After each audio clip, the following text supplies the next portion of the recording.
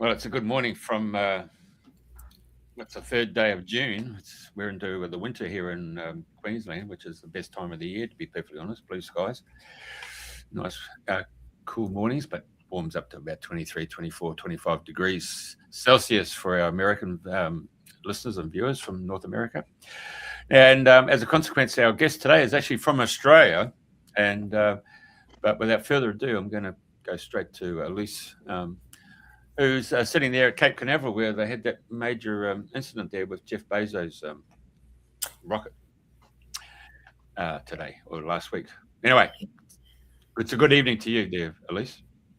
Yes, definitely. And good morning to you guys. Thank you for being here. I'm very excited that you got Darren with us today because I actually studied to be a medium and I failed at it, but that we'll get to that story later. So welcome, Darren, so much for being here. And I would love it if you could just tell us who you are and how you got to where you are today. And because I don't like reading bios, I want people to connect. Yeah. And so just tell us all about you and your mediumship, how you got there and all that good stuff. Oh, well, firstly, thank you very much for having me on. It's very nice to connect with you guys. Welcome, mate. Yes. Yeah, excellent.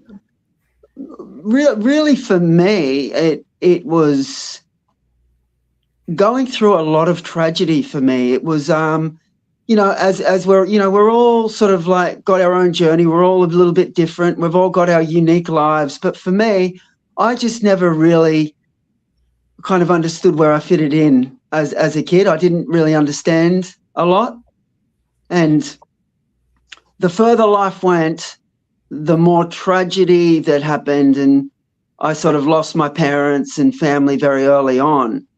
And after sort of, trying to fit in with life and not really understanding the whole purpose of it and not really understanding, but when I lost my family,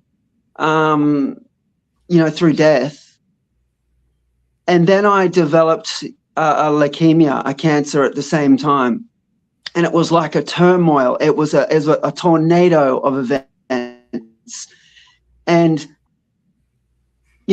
cut a long story short, after sort of getting through all that, you don't look at life the same. You just don't look at it the same. You place more value on the small things in life, and you try to find. I think it forces you to step into your power more, step into yourself more, which is, for me, the goal of life, looking back now. But after that, I just kind of went, well, it was quite of a long journey, like I've summed it up very quickly, but, it was years with leukemia and treatment, and that was kind of horrible, and dealing with the death of, parents and that sort of thing. And then coming out the other side, I just went on this humongous inner healing journey of traveling the world several times and not even really knowing what I'm looking for, but just knowing that I'm trying to find where I fit in, or try to understand life a little bit more.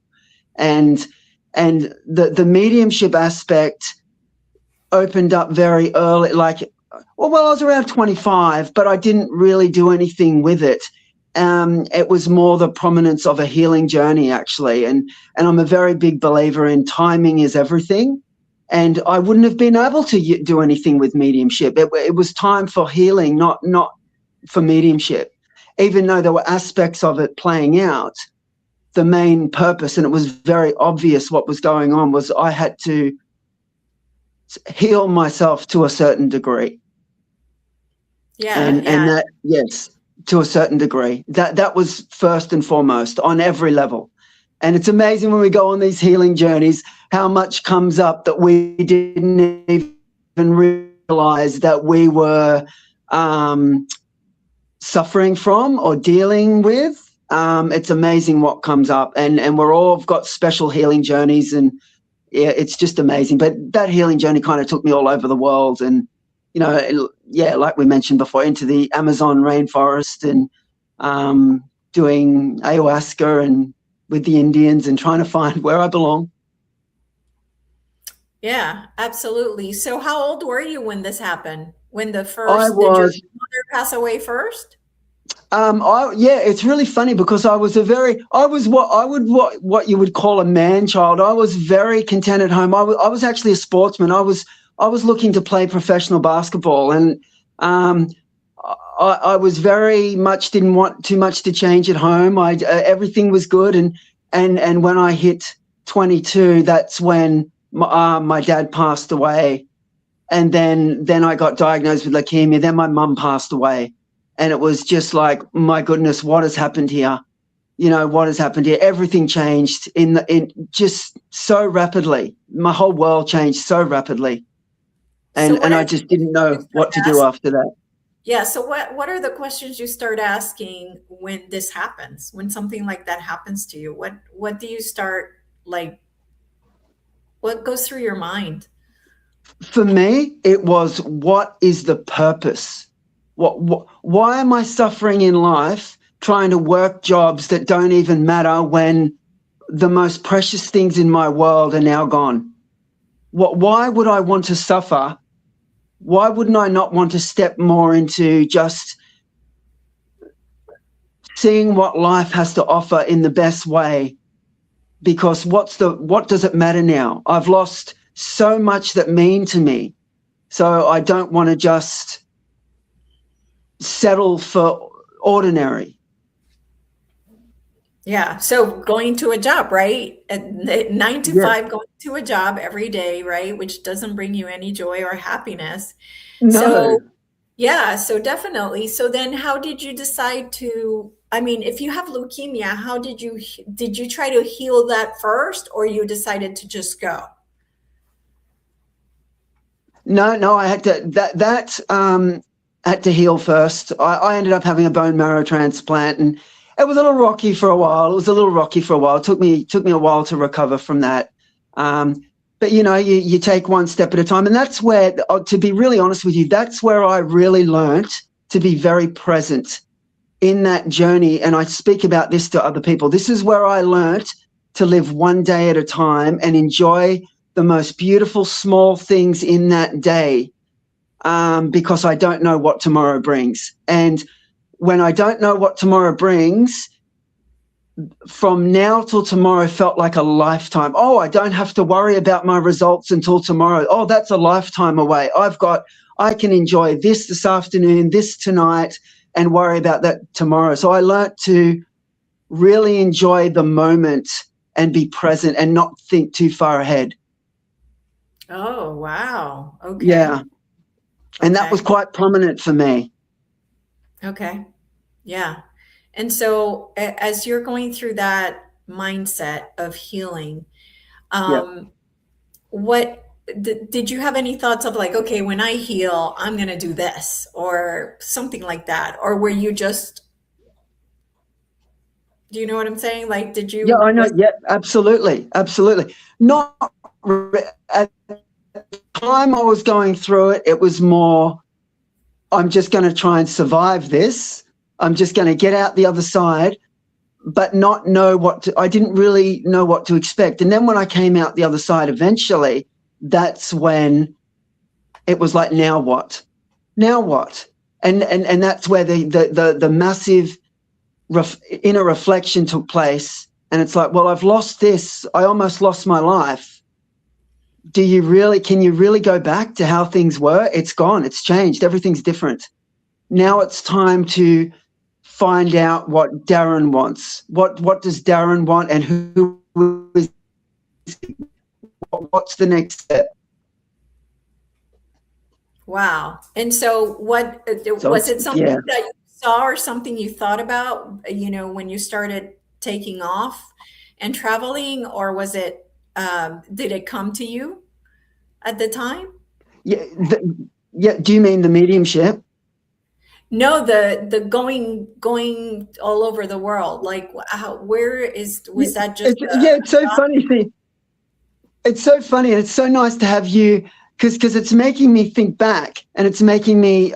It was also natural. Like, it was also when I came out of it, my mediumship was at play, but it was so funny. I was trying to do things with it, but every door would shut. Every single door would shut, and other doors would open up into do with travel, healing. And it was very, very apparent that it wasn't the time.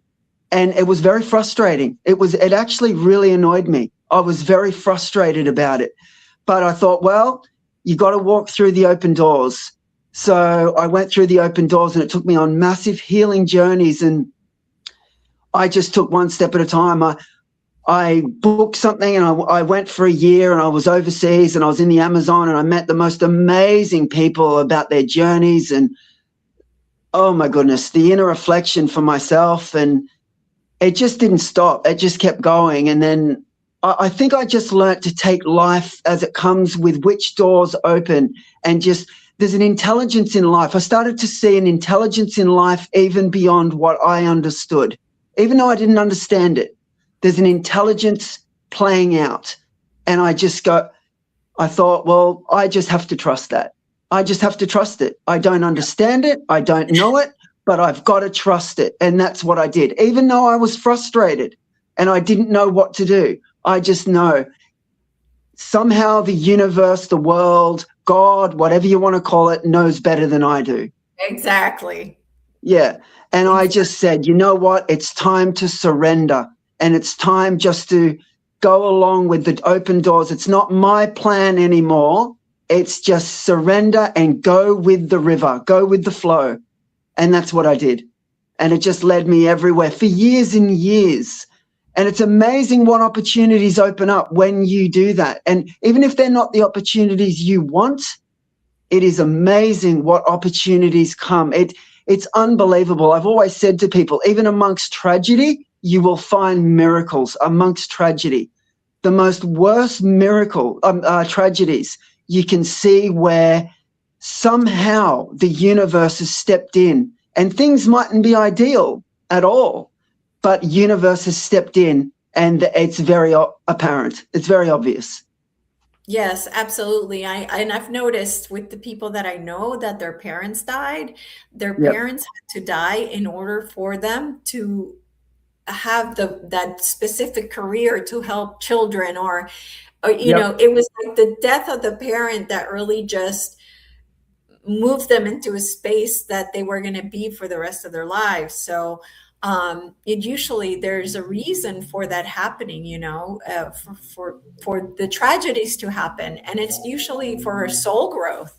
It's amazing how this 100%, Elisa. That's exactly right. And the truth is, and I don't understand even now the bigger picture on a huge level, but I feel like that's 100% correct, because the truth is, I wouldn't have done anything if my parents were alive. No way. I was a homebody. I wouldn't have done anything. I didn't want anything to change. I liked my house. I liked simplicity, and I did not want anything to change. And the only reason I did this is because my life was turned upside down, and I didn't belong anywhere. Yeah, absolutely. Yeah. Absolutely. It's just when you look back, you realize like the growth that you have done from the time that that's happened to, you know, to now.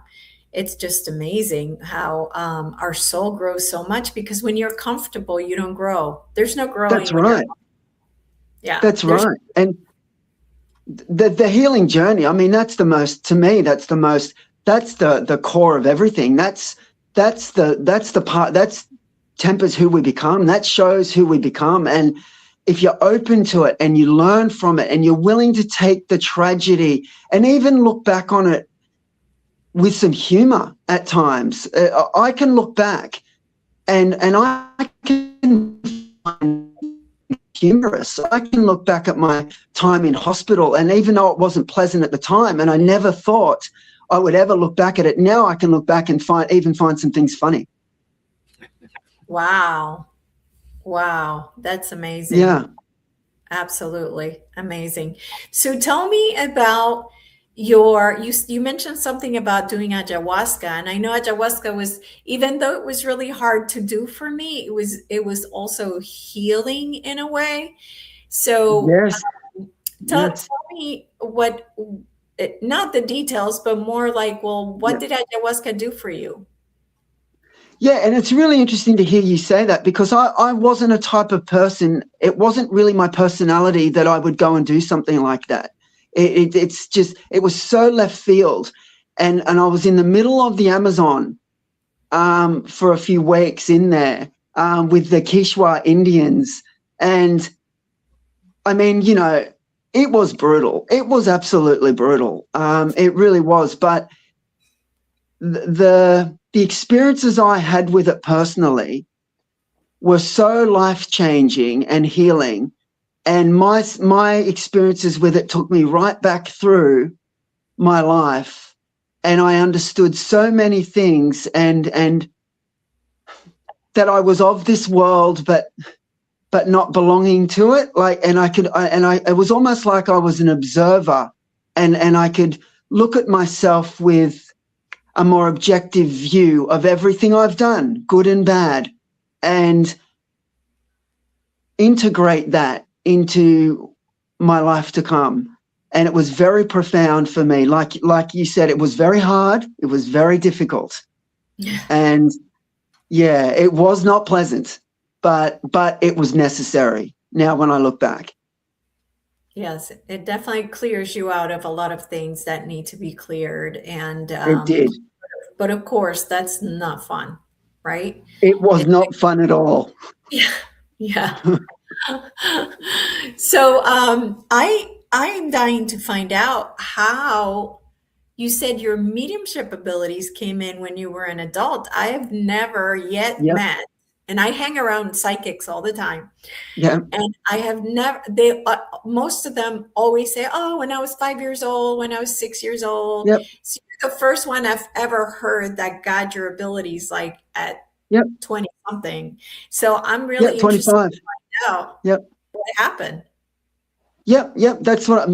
No, nothing as a child. Nothing. You know, you know, I could say I was a very sensitive kid, but I would put it, I was just a sook. I was just, you know, I was just soft. But you know, I was a very gentle kid, but no experiences. It wasn't till it was so funny. I've told this story to so many people because it was just, there are no words to describe it. After I came out the other side of the leukemia and the death of my parents. See, the death of my parents was quite tragic because I found my dad and I tried to do CPR on him. And I ended up breaking my dad's ribs trying to do CPR. And it was a very traumatic experience, but he ended up passing away. And the same with my mum. I found my mum on the floor and I had to try and, so I tried to keep my parents alive, but they both died. It was a very tragic kind of thing I had to deal with. But after I went through that, and suddenly it's really amazing. When I started to get better, my mum passed away. That's when I found it. It's amazing. My mum was with me through my leukemia. And the minute I started to improve after a couple of years, my mum died. Which was really weird, you know, unbelievable timing. You know, I don't believe in a coincidence. It was just unbelievable. But and then I turned 25. And literally overnight, this is where it's crazy. I thought something was wrong with me. I really did. Overnight, I could not stop thinking of the afterlife on a huge degree, not because of an experience of the afterlife. I just could not get it out of my head. And I was obsessed. I mean, I went obsessed out of the blue, and I tried to resist it because I thought, well, obviously I'm having some kind of trauma effect after everything I've been through. And it was like a burning desire that was unavoidable. And I was willing to be homeless to follow this. It was that strong. It was not because I was seeing anything or hearing anything. It was an inner pull. It was this inner pull that was so strong. It was unavoidable. It was unavoidable. And I just followed that. And that's when that took me on the journey of unfoldment, and every opportunity just came my way at the right time. So as I mentioned before, I tried to study to be a medium because I wanted to give mothers who had lost their child Yeah. um, some solace to know Yeah. that their child, is okay. They're on the other side, blah, blah, Yeah. blah. It's And beautiful. I tried and I tried and I tried, and it was just so hard. I gave up and ended up doing quantum hypnosis. So, Beautiful. yeah, so when you are doing that and when you're getting these abilities, do you realize what's happening? Like, do you understand like what's happening at the time? Well, this is the thing, and this is where I'd like to clarify. It was hard work for a lot of years. Like, I do believe that, mediumship in itself is, it's hard work. It's there's a lot of understanding to take place. There's a lot of development that takes place. These days, people think it's a quick thing. It's not. It's not proper mediumship, not true mediumship. True mediumship's developed over years of integration, years of understanding. And these days, you see people, well, I just want to do this very quickly. I don't have the time. I want to make a career of it. I want to do this. For me, that's not the right mindset. I never had that mindset. I never had a mindset of, I want to do this. I want to, it was more about the unfoldment and the miracle. I knew if the afterlife was real, then in the end, everything was okay. And as long as when I kept developing it, and it was sporadic for many years, because I didn't understand myself. Mediumship's about yourself. It's not even primarily about the spirit world. It's about yourself. It comes through you. It comes through you. And it's the more you understand yourself and the more you grow yourself is the more when your mediumship unfolds. And look, I'm not against classes and all these kind of things. They're great. They can be wonderful. I did them for a period. But where my mediumship really took hold is when I let go and I started connecting just to the world around me, just to everything, just myself, and believing more about Darren, believing more about myself. I'm confident as a person. I'm meant to be here. I believe in myself. I'm developing my self-worth that I didn't have as a child. And mediumship is confidence. It's just, people say in the power with mediumship, but it's just confidence. It's building your confidence and knowing. But it takes years. It takes years to do properly. And we're always growing. We're always students. We never stop learning, and I'm learning all the time. Wow. So what you did then is you started connecting to things around you. Is that what you said? Yeah. Yes. Okay. Yes. In terms of just loving life I found that through my journey, because I did it too, people use the spirit world as escapism.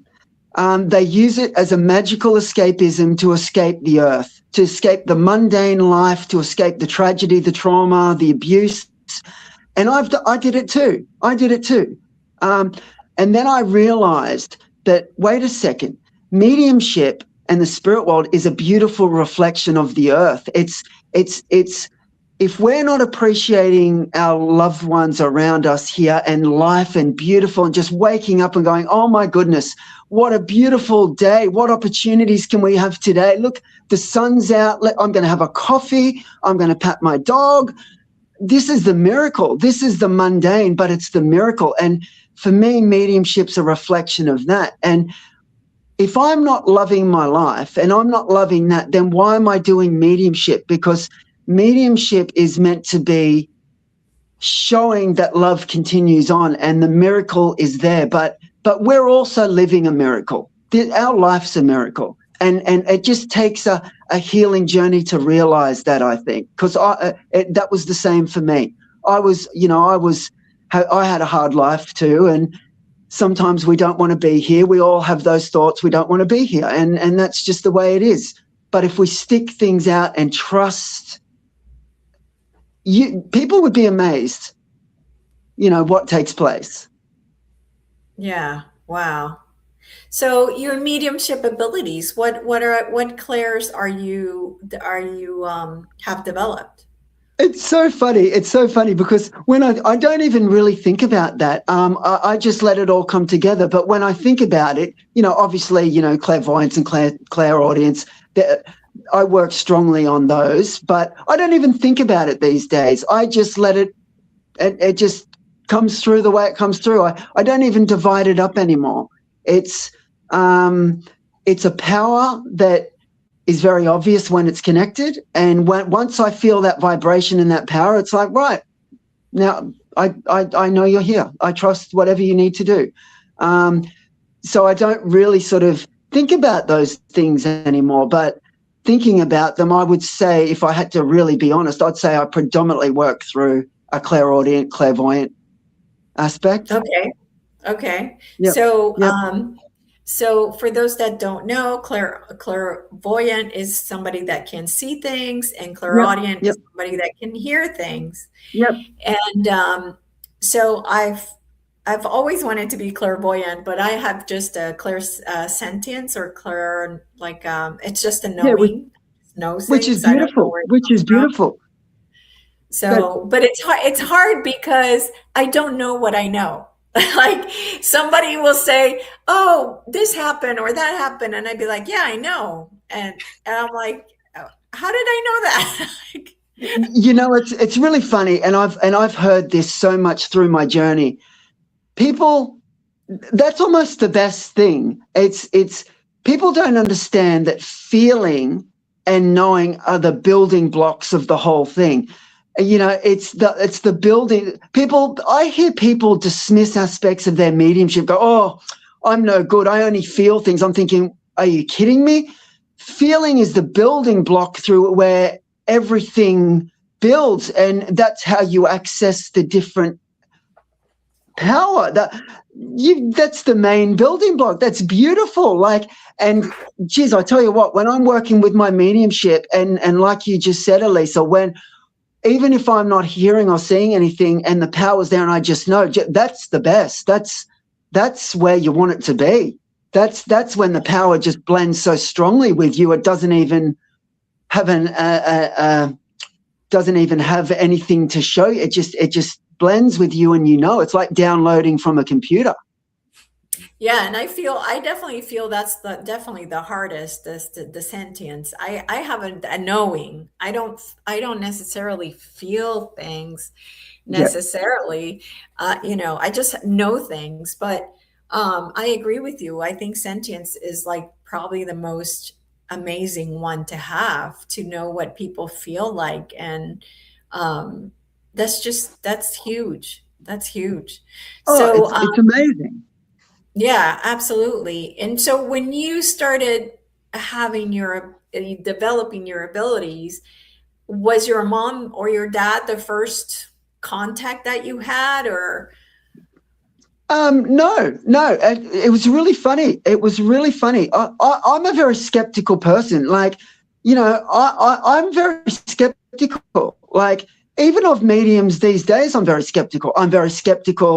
For years of myself. I put myself, that's why I've had a very slow journey, because I'm not an airy-fairy person. I'm a factual person. I'm very analytical.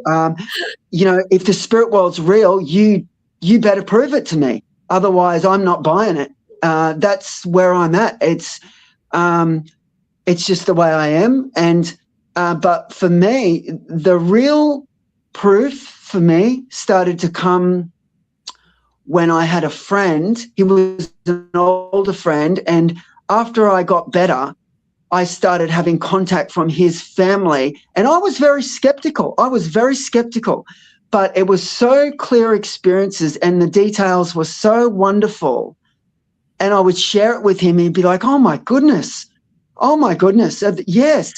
And I was like, my goodness. And then I would try to do it, and I would fail. And I couldn't understand why it would come through at times. And then when I'd consciously try to do it, I couldn't access it. Yeah, And absolutely. yeah, That, yeah. yeah, it drove me crazy. I started to get so frustrated because on one hand, I was having miracles occur, even to the point where, you know, addresses were coming through for people, Oh my or God. first and second names were coming through for people. So on one aspect, I was totally bought on it and go, oh my goodness, this is accessible. Right, I must have arrived with it, so now I'll be right. Then I couldn't access it. And this went on for years. And this is why I think people quit. This is why I think people say, you know what, it's not meant to be. I can't do this. I don't believe that. I think sometimes you just got to stick at it. It's a hard journey, and I think you have to learn how to. I don't think the blocks are the spirit world. I think the blocks are us. I think it's our Yes. own healing journey that blocks us, and Yep. our own mind, our own lack of confidence, and our own lack of self-worth that stops us from accessing the spirit world. That's what I've found. This is all my own opinion, but that's what I've found for myself. Yeah, I have to agree with you. Back in the day when I tried, that was my first try when I was just starting to be spiritual and I had not done the healing work. And this healing work has taken me 10 years. So it's not, you know, Exactly.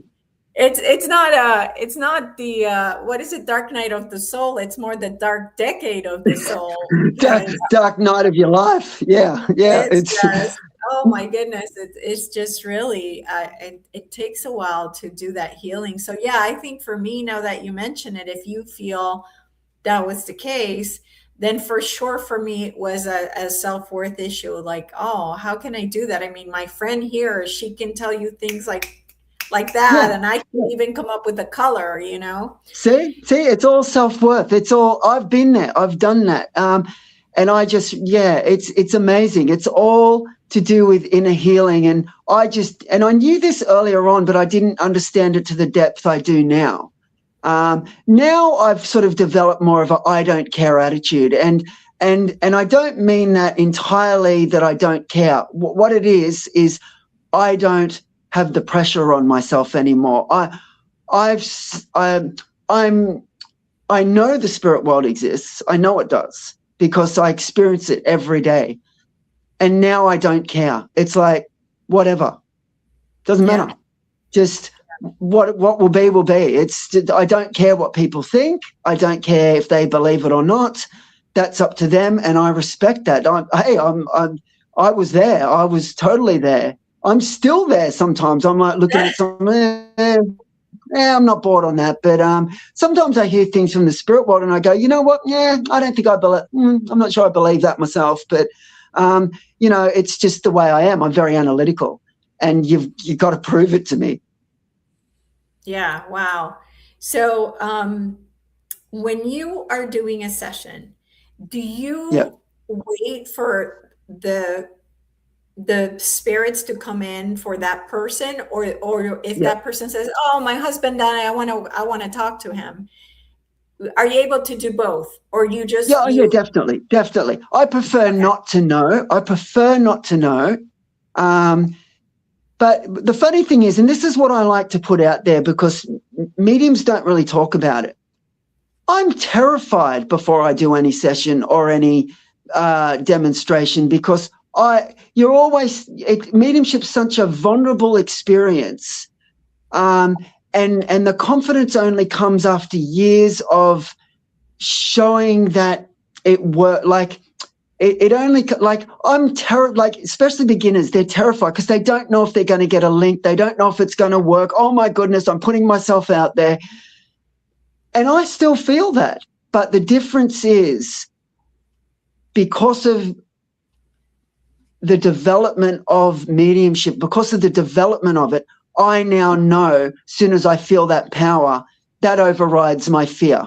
That overrides it, because I'm like, oh, well, even though Darren's scared whether he'll fail or succeed, I know you're here now. So I can just let go and trust you.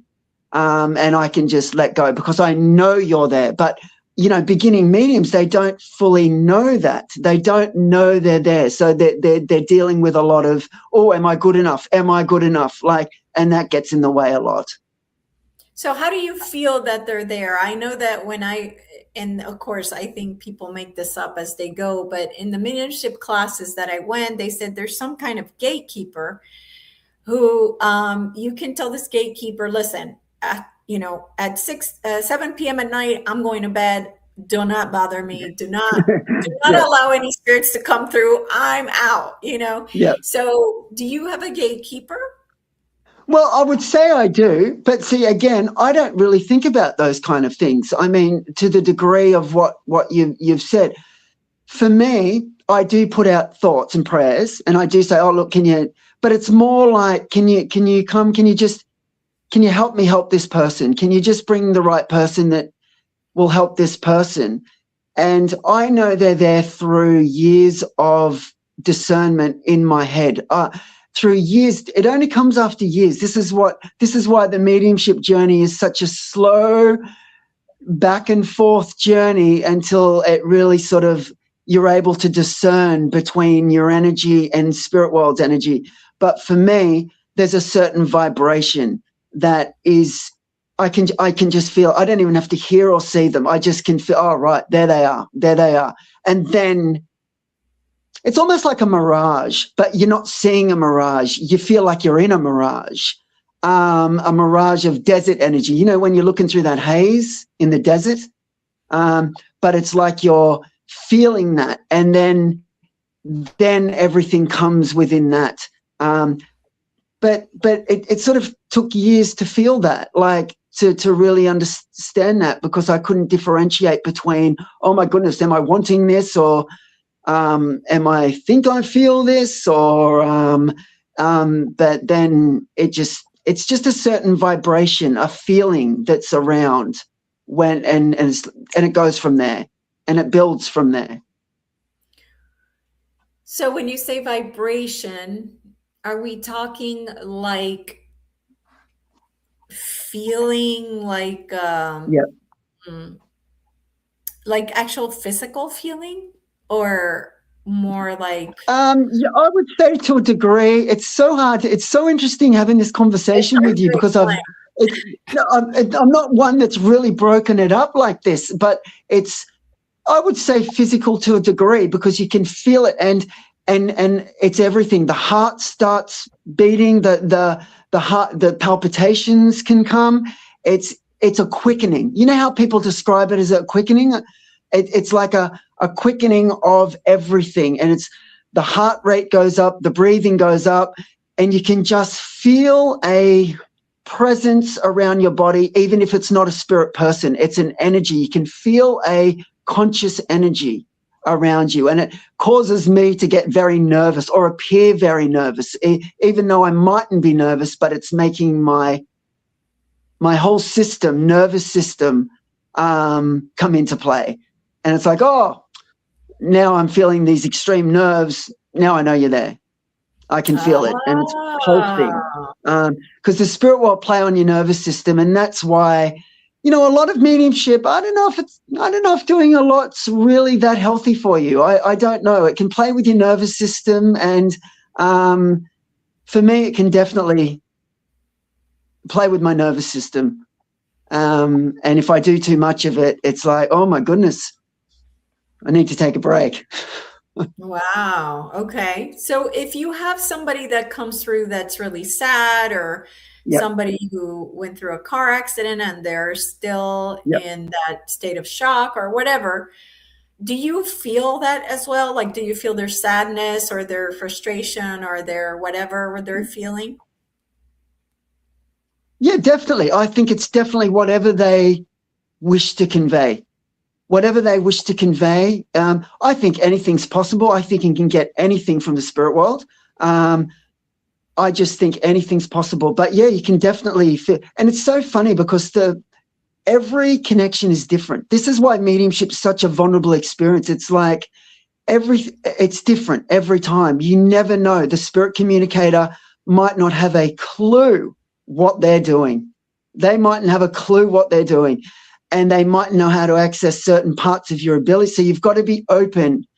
Even if you're used to working a certain way, you've got to be open to, well, wait a second. We've got to see how this person is able to connect to me. They might not be able to connect to me in a way that I wish. So I've got to be open to how they can do it. So it's different every time. Okay. Do you ever give messages when you're like at a store or you're at a restaurant or something, you're doing something normal and then a message comes through and you're like, oh crap, I got to go give this message to someone? It's really funny. I've never done that, and I'll tell you why. For me, I've just never thought for myself, and you know, we've all got our own different opinions and that. I've just never thought for myself that was appropriate. For me, I never thought, you know, even though there could be something important, I've just never thought, no, I should do that. I just think people should have their boundaries. That this is just my opinion, but people should have their boundaries. But no, I've never done that. There may have been once or twice, but more of a friend. Maybe I've said, look, I did have something. Are you open to if I've said it? And if I say it and they've said, oh, yeah. And then I've probably said it, but not really a stranger. But geez, I tell you what, I'd be awkward with that. Yeah. I'd be so awkward with that. Oh my goodness. And I grew up, I grew up with, pretty skeptical people around me. I was the odd one when this started happening, I'm pretty skeptical people. So I've had to prove it in a way, and that they'll still be like, I still don't know if I buy it, but I know they do. They just don't want to admit it. They just don't want to admit it to me. So, Jeff, I know usually you don't talk, on our shows, but you want to tell people how you met Darren and how amazing he is? Sure. Well, I'd gone to a sound bath on a Saturday night at a friend's place, and it's really great. And afterwards, you have a tea and coffee. And I talked about Darren Archer, and I said, I've heard the name. And they said, well, he no longer goes to this venue, doesn't go to that venue, but he's going to be down in Beenleigh on the road to the coast on tomorrow morning. So went along to this event, and I'm sitting there, and Darren's got up and he's standing in front of the audience. People who are familiar with those shows, that you see with John Edwards, Darren does that. So he's done 4 particular readings with 4 individuals, and then he throws it out there, and no one takes it. So it gets a bit pissed off as well when nobody's taken what I'm giving out there. No one wants to put their hand up to say, I'll get this. And then anyway, all of a sudden, I got all these warm and fuzzies. You mentioned it before. I got all these warm and fuzzies, and I thought, hang on a sec, So I put my hand up like this, really gingerly. I said, oh, this is really abstract. But the message was, I've got this lady called Erin. I've got a rural block, and I've got a scarecrow. Yeah, it was so abstract. But then I was getting all these warm and fuzzies, and I thought, my cousin, him and his wife, they brought a lifestyle block. And I'm not too sure if they had a scarecrow. I've only been to that place once. And that's over in another country. It's in New Zealand. And they've got a daughter called Erin. And I said, well, hang on a sec. So then he said, well, did they get a house that had to be relocatable? And I said, yeah. In fact, they've got this old home that's like 150 years old. But they couldn't get it onto the prime mover and take it down through the streets of Auckland. They had to chop it up in half and then take it to the and stitch it together. He said, I'm with you. And then he went for 20, 25 minutes, and I had to apologize to the people in the group. He was focused on me, and he was just bringing all these different names, see? And I apologized to him, well, look, I'm really, really sorry. And Darren said, look, I'm with you. And he said, I could leave any time, but I'm not, because you've just got so many people here who want to step up, see? So he then starts naming names, and of course, he's got a Jack. Well, at the time, I said, oh, yeah, that's Dad's best mate who's passed away. But funny enough, this morning when I was going to do the show today, and I'm thinking, Jack. Oh my God, there was 2 other Jacks I could have said. There was my sister who's called Jack, I've got this Labrador dog on my walk who doesn't like anybody, but he comes and he just wraps his paws around me. He goes deep hugs, and the owner of the dog just, can't believe it, Jeff, you're a dog whisperer or something. I said, oh, Jack's really loving it. Anyway, so he goes and names other members of the family, and then he gets next door neighbours, who've kicked the bucket. And then he's talked about members of the community centre, and he's talked about some people from the sporting days. Yeah. And then he talks about, what's the story with birds? I said, yeah, I got this bloody butcher bird. I could watch it from my office, and it flew in and it came right up to my office window and it started and I said, hang on, I'll go and open the front door and you can come into the office and you can tell me what's going on. So I said, tell the person on the phone, oh, I've got to go. I've got someone just turned up at the door. So I hung up this person and I opened the front door in the office, and then the bird came walking and came into my office, jumped on the chair, started buddy. Boom, boom, boom. So I got my buddy phone out. I took a photo and a video clip, because no one's going to believe you the story about a bird coming in and having a chat. So, but I forgot to tell him, I've got this buddy magpie. This magpie turned up last October, and I just come back from the supermarket with mints. And I couldn't believe it. I said, oh, I better go and give him some mints. So I gave him some mints. I didn't buy any mints till bloody April. And lo and behold, this magpie turns up. I've only just brought the mints. It's been bloody 5 months since I brought mints. So I'm feeding it mints. It comes knocking on the bloody front door. So I go out there, and it comes hobbling up the steps, and then it jumps on my knees. Jumps from one right, left, right. I feed it bloody mints, you see. Buggers off. Never see it again. And then so it turns up again, knock on the door. And I thought, oh, I've got no mints. So I thought, I wonder if it likes toasted muesli. So I go out there and with toasted muesli, man, this thing's just jumping up on my arm and it's feeding out of my hand.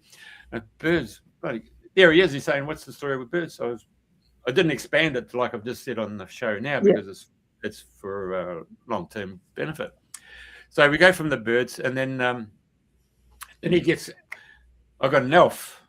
And I have to say, we saw that took place the other day, where he's talking about Teresa, and no one in the group could take Teresa. And he was just doing his head in. I got Teresa. And went for a whole event. He's going Teresa. And then finally, this woman, the light bulb turned on. Oh, yeah, I got Teresa. So he goes. Yeah, it's right where I was pointing too. Yeah. And then he's got an elf, an Alfred. And I thought, elf, I've got an Archibald. But I was like that woman on Sunday night. Couldn't take it. And then when I get home, I thought, oh, my God, that was my boss in the shipping customs business. Yeah. I can't believe it. I mean, you do get those moments when you... Yeah, of course. They get it, you see. Anyway, so he gives us a message, yeah? So he's gone about through 20 different names. And then he leaves me and goes and does this other reading for another lady. Then he turns around and says, oh, Jeff, I've got this other lady, Rita. And I got, oh, my God, it's 40 years ago. And that was my former mother-in-law. I couldn't, hello, And he's named 2 clairvoyant mediums, this guy Ken from Brisbane, Bill from the UK. And so I didn't get the time to go up to him and say thank you very much, because the lady across the aisle came and spoke to me for 25 minutes. And then she did, yeah. Darren. But I got hold of, through the event organizer, Wilma, and she gave me his phone number, and I said, Darren, it'd be very gracious if you could come on and dream the new dream, and then show people that we've all got different gifts, and they come in different ways. You're the electrician or the plumber or you're the mechanic. Here's one that's about bridging the gap between this world and the next world, and you realize that we've all got these gifts, and here we are today. And I really appreciate you coming on, Darren, and thank you, Elisa. Oh, no, it's great. It's great to meet new people and talk to you guys. Well, the benefit is that, Elisa is so au fait with the subject, and it makes it easier to be able to communicate and listen. Yeah. We don't have to be like any other organization it's really in your face and it's challenging you, and it creates a negative energy. That's not what the show is all about. Dreaming the New Dream is about bringing out the best of people and showing you that wherever you are in the world, on this planet, you're not alone, and that's the most important. Definitely. Yeah, Yep. absolutely. So tell us, Darren, what are your favorite stories to tell that you know about what's happened in your life with this gift? My goodness, this is what I mean. For me, looking back at my life now, I just see this wonderful miracle with all these poignant moments of synchronicities and amazing things that have taken place that you look back and go, oh my goodness, I was guided like the whole time. And this relates to everybody. Everybody would have these. Everybody would have these. But, you know, through the development of my mediumship, I guess some of my favorites looking back would be the moments when I was in more of a self-doubting phase, like, like not really confident what I'm doing and not really sold that, can I do this properly or and having these moments that just were so affirming, but I'm such a slow person to integrate things. So I took my time, but there's just been so many moments like in when I was starting, when I've done readings or had these moments where these amazing things have come through. Like I remember this guy, he just came and sat in front of me. And these are the most poignant moments that really instilled the self-belief. And that's why I say to any mediums out there that are developing, you need to think of your successes and hold them close and know that you can access this and use it as a way to inspire yourself. But because that's what I did when I was in the self-doubting phase. But this guy sat down in front of me and I brought through somebody and gave a message and stuff like this. And I remember saying to him, he's saying something about Rosemount, a place called Rosemount. And he had no idea what I was talking about. And I thought, well, this is when I was sort of beginning. I thought, oh, my goodness, I'm so bad. I got that so clearly. Now I can't trust spirit. That was so clear for me, and that's wrong. So how am I meant to trust spirit? And I beat myself up over that for months going, well, that was clairaudient and that was so clear. How can I trust spirit? How can I trust them? And I beat myself up for so many months. And then I was doing a demonstration and I seen the guy who came to see me in the audience. And I thought, oh, my goodness, talk about bringing up trauma. There's that guy who I was 100% sure about, and now he's there. Oh, my goodness. Now it's remembering I'm not good enough. Like he came up to me after and he goes, oh, by the way, I don't know if you remember me. And I'm thinking, I think I said, oh, not really. But really, I'm like, yeah, you're in my nightmares. Like, but it's like, he said to me, I have to apologize to you. You gave me a reading and it was so accurate, but I just couldn't work out. I don't know if you remember talking to me about Rosemount. And I said, oh, no, I don't really remember that. But I'm thinking, yeah, I remember that. And he said to me, I have to apologize. I went home to my wife and I told him I had this reading and it was really good from this guy, but he just kept going on about Rosemount. And I don't know what he's talking about. And then he said, my wife punched me in the arm. And then he said, his wife said, we got married at Rosemount. Yeah. So, and it was his dad coming through who didn't make the wedding. And that piece did come through, but we didn't put it together. And but there's been a million of those, but those are the sort of the favorites. That's the moments where you go, oh my goodness, this is real. This is real. And I remember a friend of mine once, I woke up in the morning and I heard a voice. This is in my early years when I was still trying to find my way. And I heard a voice and it said something about a friend of theirs living at number 26. And it was so clear. And I thought, right, I'm going to test the spirit world. If this is wrong, I'm never trusting you again, ever in a million years, because you cannot get any clearer than that. And if that's wrong, well, I just cannot trust you. So I told my friend, do you have a friend by this name that lives at number 26? And she said, yeah, I have a friend by that name, but I don't know where they live. I don't know. And she said, I'll find out and I'll let you know. And I went, oh, okay. So later she texted me and said, oh my goodness, my friend lives at number 26, like you said. So those moments instilled in me, oh my goodness, this is real. This is absolutely real. And that helped me gain more confidence. And yeah, you know, you go through your ups and downs, but it just instilled that foundation of knowing, not just thinking, well, I'm feeling something. It put in that foundation of, I now know that that's real on some level. And that's what those did. And there's a million of those. You know, I was a very skeptical person, so they had to give me a million of them. You know, there was years of this, like, you know, like I'm like, oh, Darren, he never believes anything we say, but we're just going to keep hammering him for years until he gets it. So I was a very slow learner, but it's those experiences that now I look back and I'm probably most fond of, because they put me in the more trust category of what I do now. So okay. And do you ever get pets that come through? Any pets? Pet, absolutely. Because I'm such an animal person, I get a lot of pets. Absolutely. Okay. I love animals. I love it when pets come through, and I love the reactions. I love how people are so connected to their animals, and they say to me, you know what? I love that animal just as much as my mum and dad. And I'm thinking, yeah, that's why it's important that we do connect with our animals as well. Yes, absolutely. So I thought that would be interesting. Now I'm going to throw you a question from left field.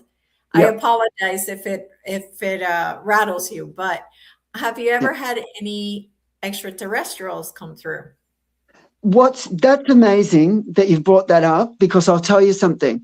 I actually have a very close friend. She's amazing. She's an amazing astrologer. She's incredible. She lives in Canada. And she's really big into UFOs and aliens. And I didn't really believe too much in them, even when the whole spirit world thing was going on. And this is what I mean about trusting the journey to open you up. This is, again, my years where I'm finding my footing and everything. Now I've settled into the spirit world thing, and the whole messages are coming through for friends on this level that is wonderful. So I'm now sold on the spirit world. I'm sold on it. I'm like, okay, you've got me there. I now know you're real. Now people are talking about aliens, and I'm like, yeah, now you're going outside of what I'm thinking. And suddenly, it's so funny. You know, if you're meant to open up, you're meant to open up. And suddenly I start getting a lot of people around me talking about aliens, and my friend who I was giving messages to told me stories about how he's so connected to seeing UFOs, and I'm like, yeah, whatever. But, you know, it's like, yeah, sure. And he said, why don't we go out one night to a property of my nephew's, and I'll take you up a mountain. I will show you a UFO. And I'm like, yeah, okay, no problem. I tell you what, I'd like to go out there just because I'd like to do that with you, because I like doing those things. But yeah, all right. I'm telling you, we went up to that mountain, and to this day, I seen something that was so big and so not... I still can't explain that. And that really changed my mind. And then I started having, like you said, for about a period of 6 months, I had some weird communication with ET. I thought, what's going on? Am I now moving more into ET stuff and not spirit world stuff? But it was only for about 6 months. And it really changed my view on the universe. And I started having these experiences with what I can only say, it makes me sound quite, geez, I tell you what, if my brother sees this, he's going to be like, yep, he's really crazy. Like, but it's just like, but I really did have experiences with ETs for about 6 months, and then it stopped, and it's never happened again. But for 6 months, absolutely. But what it did was open me up to, now I know anything's possible. Yes. Everything and anything is possible, and now I know this. Whereas Yes. I didn't know that before. And if somebody had brought up ETs, I'm like, yeah, maybe. I don't know. But now I know. Now I know.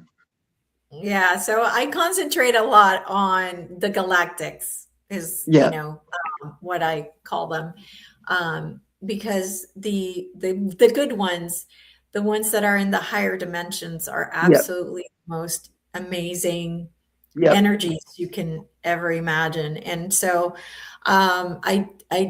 it's quite often that you'll see a psychic, and sometimes they haven't ventured into that space, Yep. and I always have a galactic connection to this show, or I try to as much as I can. Wow. So that's why I brought it up, just to Yeah, see. yeah, and it's amazing. And my friend, who she's so amazing. She's a well-known astrologist in Canada, and she's amazing. She was at me for years about ETs and Sedona. I ended up going to Sedona twice. Because of her, she said, no, you got to go Sedona. Come on, you love your snakes. You could probably go out and find rattlesnakes there. Come on, you need to come over. And yeah, so I did that, and I had a great time in Sedona. I thought Sedona was just, oh my goodness, talk about just having some space to really connect with the earth and land, and just some healing. And oh my goodness, I just had such a great time there. Yes, it's absolutely amazing. And the last time I went, there were certain areas where I could feel what was underneath the rocks. So a lot of those areas, they're fake rocks. Like they make it look like they're rocks, but they didn't do a good job, because it's melted rock. It's like they just like melted. Like, you're like, come on, do a better job of covering the stuff. Like, but there's what's it called? Bell Rock. So next to Bell Rock, there's one. I know Bell Rock. Yeah, the one next to it that's really big, that looks like a building. When I went by there, I felt that there was a city in there, inside, underneath. There's a city going on. And so, is it cathedral or something? Yes, no, the cathedral is somewhere else, but because I did climb one of them. I climbed one of them, and it was near Bell Rock, and I climbed one of them, and I went right up to the top, and it was just amazing. Yeah, absolutely. So I just think, like, since you're already psychic and you already have the ability to receive communication telepathically, that's how they talk to us. They talk to us telepathically. And so, so I just figure I would ask you. No. And I think too, I agree. I think it's also intention. I think it's, because exactly they would communicate the same way as a loved one in spirit. But I think it's intention. I think for me, because of all my loss and my family, and putting value so much on family, I think I was very drawn to. I think the greatest message we can ever know, for me, the greatest message we can ever know is that everything's okay in the end. And as much tragedy and trauma as you go through, and you've lost people, they're truly not gone. Even though we feel it on the earth, and we miss their presence, and it's not the same, but they're not gone, and they're still alive. And I think that's the greatest thing we could ever know, is that is if we know that, well, everything's okay in the end. Absolutely. Yeah, there's Sedona. Yeah. Oh, absolutely. Beautiful. That brings back so many memories. Yes. Yep. Special place for sure. Oh, so, I spent so much twice. Oh, I loved it. I did so much. I had so much peace when I was there. I actually love America. I actually love America geographically. I think America, from East Coast to West Coast, has got so much variation. I'm a huge fan of the wildlife and the geography of America. From British Columbia, I caught snakes in British Columbia. I seen the killer whales in British Columbia. To the other side, I caught snakes in New York State, and just Arizona, Nevada. America's just got such amazing variety of landscape and wildlife. I'm a huge fan. Yeah, absolutely. We do. We're very blessed here. But I think you guys do Yep. too over there. You guys have a Oh, lot, definitely. a lot of things over there too, which is Yeah. amazing. But Yeah, definitely. yeah, so tell everybody how they can get a hold of you if they want to have a session with you. Yeah, they can just contact me through the website there, the White Swan website. And it's really funny. I named it White Swan for a reason. It's because I did a reading for a girl, and she had such beautiful connections come through, and her grandmother said to her, just remember the white swans when you're struggling. And she started to cry, and she said, oh my goodness, my grandmother used to say that to me. And it was such a moving moment. I actually asked that girl, and I said, look, I'm thinking of doing a website. Do you mind if I use white swans as the heading, just because that message moved me so much with you? I wanted, and she was just honored. She said, oh my goodness, I would love it if you use that. So that's how I named it.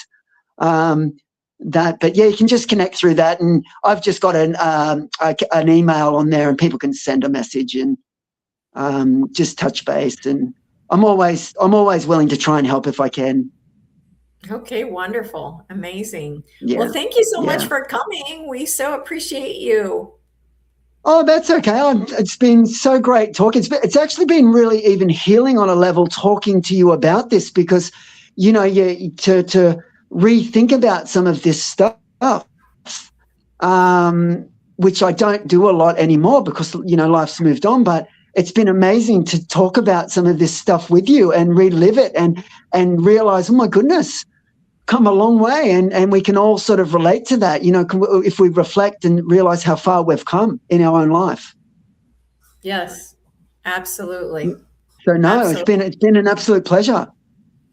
Good. Same here. Yeah. I've enjoyed every minute. Oh, thanks, Elisa. That's nice. Thank you. Me too. All right.